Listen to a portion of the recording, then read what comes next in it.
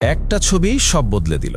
ডাকসুর শিবির সমর্থিত জিএস প্রার্থী এস.এম. ফরহাদের বিরুদ্ধে যিনি রিট করেছিলেন, সেই বাম ঘরানার নেত্রী ফাহমিদা আলম, এবার তাকে দেখা গেল সরাসরি ভারতের রাষ্ট্রদূত প্রণয় কুমার ভার্মার সঙ্গে বৈঠকে।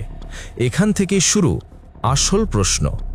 মনে করুন দর্শক, ডাকসু নির্বাচনের সময় ফরহাদের প্রার্থিতা ঠেকাতে হাইকোর্টে রিট করেছিলেন ফাহমিদা আলম, কিন্তু আদালতে তা টিকল না, আর শিক্ষার্থীদের ভোটে ফরহাদি নির্বাচিত হলেন ডাকসুর জিএস।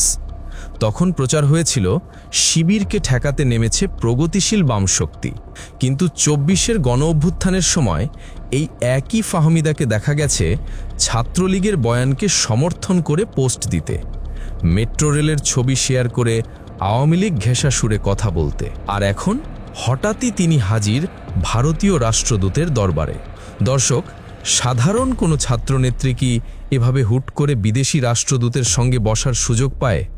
এটা কি কেবলই সৌজন্য সাক্ষাৎ, নাকি বহুদিনের যোগাযোগ আর বিশেষ আনুগত্যের ফল? প্রমাণ আমাদের হাতে নেই, কিন্তু প্রশ্ন তোলাটা নাগরিক হিসাবে আমাদের অধিকার। শিবির সমর্থিত ফরহাদের বিরুদ্ধে ফাহমিদা আলমের সেই রিট শুধুই ব্যক্তিগত আদর্শের লড়াই ছিল, নাকি এর আড়ালে ছিল দূতাবাস নির্ভর একটি গোপন রাজনৈতিক এজেন্ডা? বাম রাজনীতি আর বিদেশি দূতাবাস, এই সম্পর্কটা আদর্শের নাকি স্বার্থের? আপনার কি মনে হয় দর্শক? কমেন্টে আপনার মতামত লিখে জানান।